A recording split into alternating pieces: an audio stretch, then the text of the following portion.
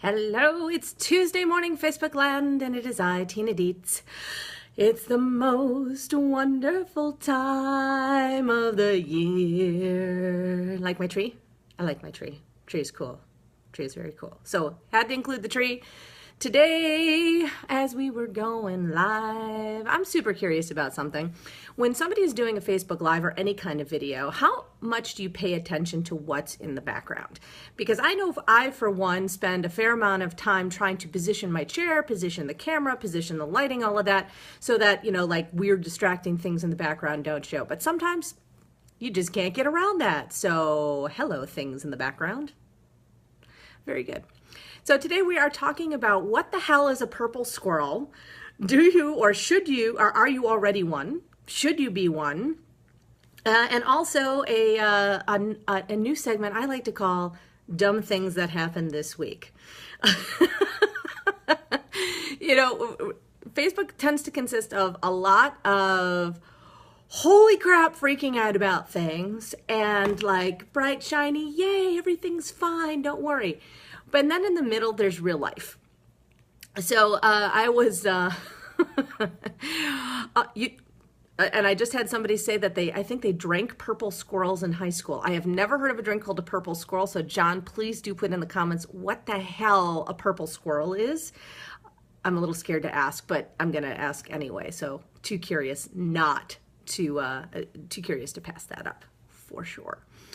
I also wanted to include a little tip today before we get started on dumb things that happened this week, which you are more than welcome to share your own. A little trick I learned today that a friend of mine told me about. I'm trying to remember who told me this week. I apologize. So sometimes when you are dealing with lighting with video, you can get a lot of lighting from one side. Like I have a dining room to my right, and there's a big light, so that's shining pretty brightly on my face, but the other side was in the shadow. So rather than leave my face in shadow, I took a tip from a friend of mine who told me that you can take your computer, so I've got my laptop to the left of me here. I'll give you a little shot of that. Boop. Ta-da!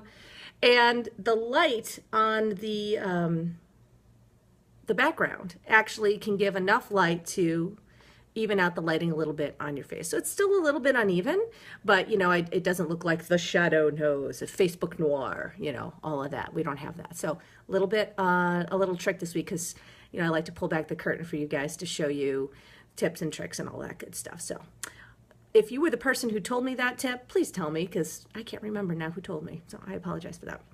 And since we're talking this week about purple squirrels, I am joined by my friend Stella the squirrel. There's a Stella. Say hi, Stella. Hi, Stella. Okay. Yes, I bring furry creatures on my show. Okay, so we now know what a purple squirrel is. It's grape drink, or drank, depending on where you're from, grain alcohol, and 7-Up. Now that sounds like a holiday cocktail with a kick. All right, if you guys decide to try this little concoction over the holiday season, please tell me, but don't blame me.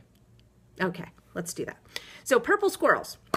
Let's talk about purple squirrels. I've been calling people purple squirrels for some time, and whenever I meet someone who I think fits that category, I like to adopt them into the purple squirrel tribe. And for those of you who know Candy Barone, she and I did a couple of episodes when we were in Las Vegas together on being purple squirrel sisters. And one of my favorite episodes that we did together was called Where My Nuts At.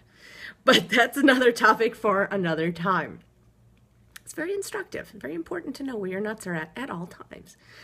I may have to repost that video in the comments here if you guys want to link to that.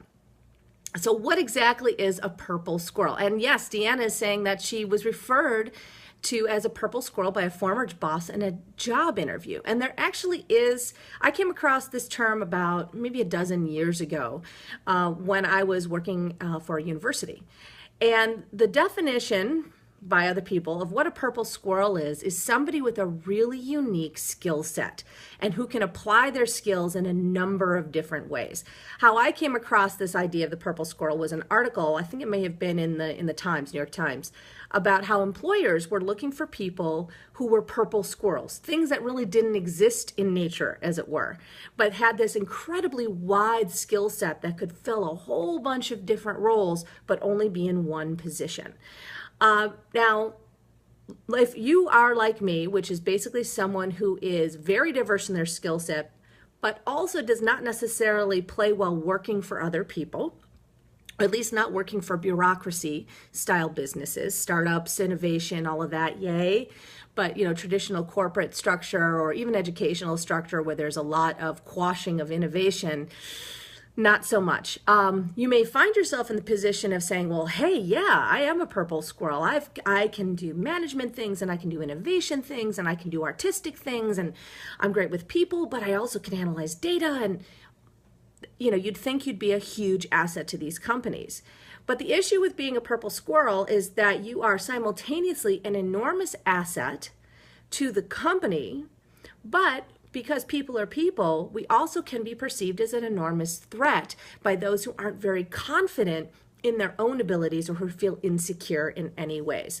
And I'd be real interested to hear from my friend Christy, who jumped on, because I know, because she's freaking brilliant, that I'd be willing to bet that she has run into this in her very successful career as a lawyer, where, personalities personalities can really be an issue when you're in that kind of a situation. So when we're coming up and we want to be all in our purple squirrel glory, we can run into a couple of different issues when we're working with other people. One of which, like I mentioned, is that we can trigger other people and trigger them in their crap pretty easily. Because we tend to be confident in what we do, we tend to speak our minds, and we tend to be able to have an answer for a lot of things. We have a lot of answers for a lot of things. We know a lot of stuff because we tend to be people who love to learn and to be able to connect the dots between different pieces of information across the board. That's what makes somebody a really awesome purple squirrel. And yes, Deanna, it is 100% why we launch our own companies, because we have a unique vision that we see we want to fulfill, and not everybody gets that vision, which is why it's so important when you meet somebody else who is in this space of purple squirrel that you adopt them and that you bring them into your tribe and you connect. And there's a nut conversation there, but I'm not going to go there today. Another day. So that is where we have to connect and help each other out. Getting back to some pitfalls of being a purple squirrel. There's two ways you can take this whole thing about triggering other people. One is you can say, well, to hell with that. They're going to have to put on their big boy or big girl panties and suck it up. Yes, you can do that. I have done that many times.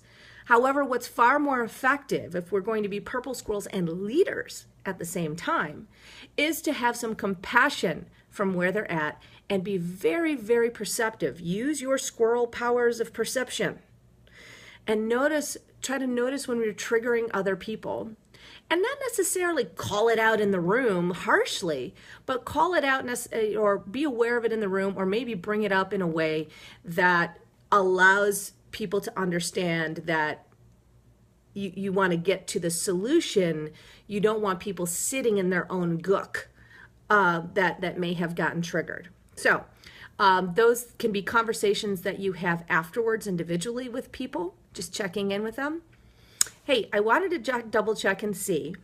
I saw you may have had a couple of reactions during that conversation, and I just wanted to double check and see if there was anything that came up for you. Did you, that didn't get said in the meeting? I just want to make sure that you really get heard and listened to, because I really value what you're bringing to the table.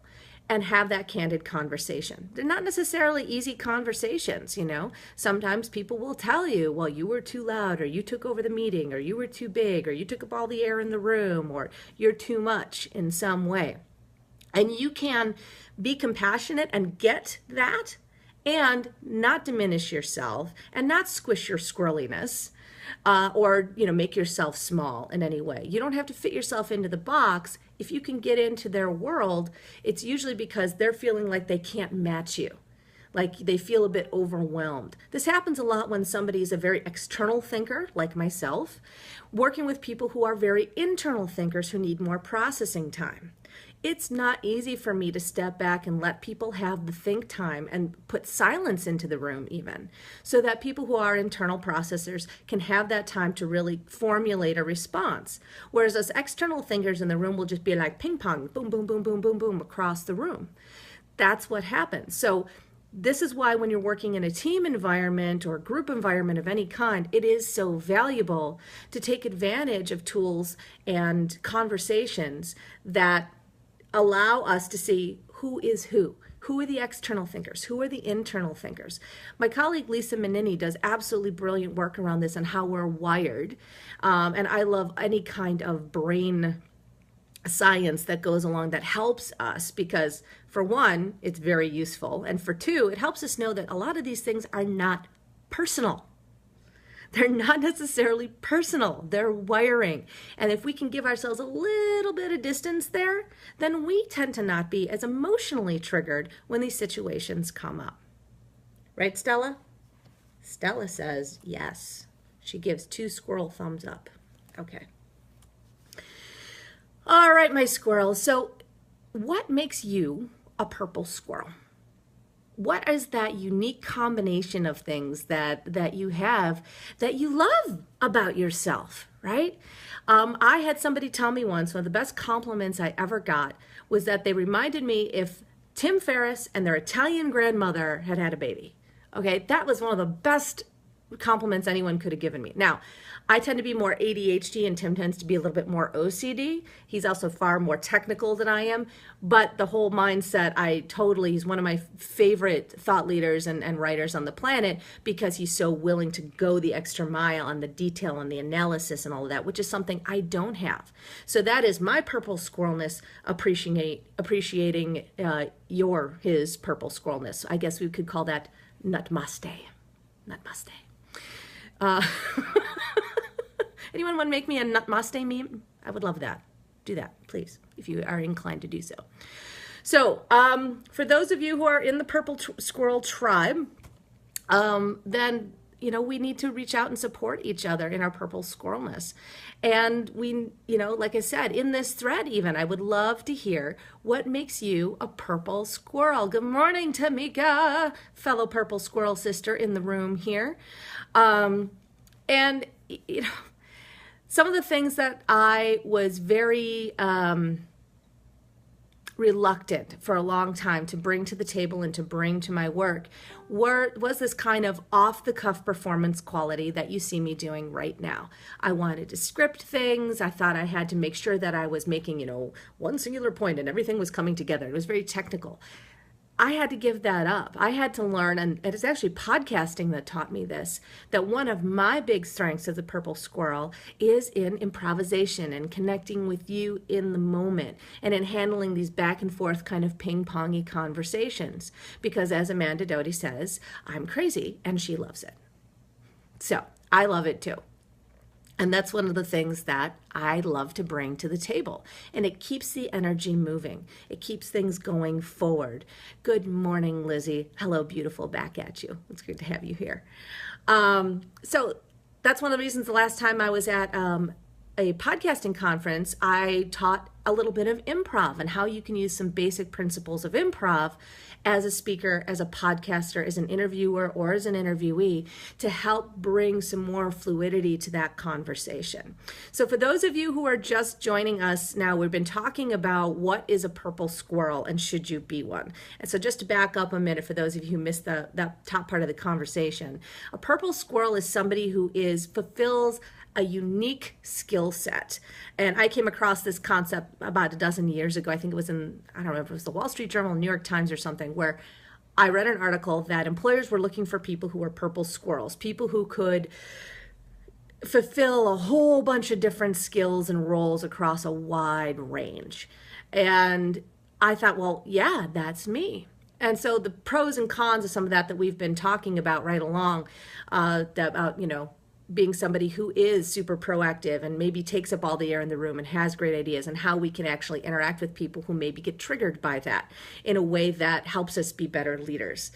We've also been talking about how to connect with other purple squirrels in our community. And I've been encouraging people in this thread, and this will help you guys get to know each other too. I'd love for you to connect with each other if you're in on this conversation. I would love for you to connect with each other. And one way to do that is to say a few things that you love about yourself and your skill sets and what you bring to the table. So this is fabulous. One of the things that Deanna, who just commented, she's a First Nations engineer and diversity, inclusion, change, and risk management strategist. Wow, that's a mouthful. I love how you put that together. She loves improv and karaoke. Well, guess what she and I connected about on Facebook? Improv and karaoke. So guess what now is happening? We're both going to be in an event in February. Guess who's organizing the karaoke? Yeah, me and Deanna. And we're going to get on a call and find out how else we can connect with each other. These are the things that allow us, as in all of our purple squirrely glory, in all of our glorious rodentia, to connect with each other. And then who knows what gets created out of that. So you gotta let your squirrel flag fly. You gotta open it up, twitch that tail, twitch those ears, baby. You gotta be part of the purple squirrel tribe. Yeah, I made this hat. I'm not kidding, all right? So, my fellow purple squirrels. This is part of also what makes me a purple squirrel. I love things involving yarn. So I may at any given time be teaching a webinar on how to generate leads or do a podcast or generate, create your own audiobook, and loom knitting at the same time, because brain, purple squirrel. So I'm keeping my purple squirrel brain warm for all y'all, all right? Especially at this time at the holidays when we can feel really piled on and there's a pressure to make things perfect. Perfect time to connect with other purple squirrels, right? And be really real with each other. I think next week we're going to be talking about, is it okay? Is there any good times where it's okay to be a jerk? Because this is one of those things we run into as unique people, as purple squirrels, and as leaders, where we can be perceived as jerks. And is there any good time to actually go ahead and let people think that you're a jerk? So I think that's what we're going to be talking about next week. We're also going to be talking about jerky people in history. And I want to finish up with a little segment I like to call Dumb Things That Happened This Week. And please feel free to post your own dumb things that happened this week in the comments. We talk about so many like whitewashy, yay, things, everything wonderful, wonderful. Positive thinking is positive, right? It's wonderful. It's great. For those of you just joining us, that's my purple squirrel hat. Love it. So dumb things that happened this week. So this week, I woke up for no particular reason with a neck spasm, right? So I actually cannot turn my head very far to the left at all. So outside, I'm like, ha, ha, ha, and inside I feel like Igor, right? Lots of pain, not fun. Don't know why it happened. Dumb things that happened this week. The other dumb thing that happened this week is I basically waterboarded myself this morning. Don't know how it happened, but ever since I've had children, I've had some difficulty swallowing on occasion, and for some reason, water just goes down the wrong pipe. No idea why this happens. One of those weird things. So this morning, I completely choked on water to the point where I couldn't breathe and kind of freaked out my daughter. Fortunately, I was able to not drown myself trying to drink a glass of water this morning. So again, another dumb thing that happened this week. Fun. What happened to you guys this week, right? That happens to me all the time, Amanda. You're accidentally a jerk. You didn't realize it. You tried to fix it, and they wouldn't accept the apology, or you still got blocked. Yeah, that happens. You just got to learn you got to have some compassion for yourself and forgive yourself for the jerkiness, because we do it, and we'll talk about jerkiness again next week. So I'm going to let you guys go and get on with your day today, but if you're just joining us or you're watching this later, please add to the comments. Tell us how you're a purple squirrel. Tell us something dumb that happened to you this week. Let's connect on a very human level. so that we can go deeper than average and we can find our tribe and help each other out. Because by doing things together, by being collaborative and creating our own Purple Squirrel tribe, we can get a lot more done in a lot less time and help a lot more people. Hope you're having a fabulous holiday season and enjoying the tree, and I will talk with you guys next week. Wherever you are, have a fantastic week.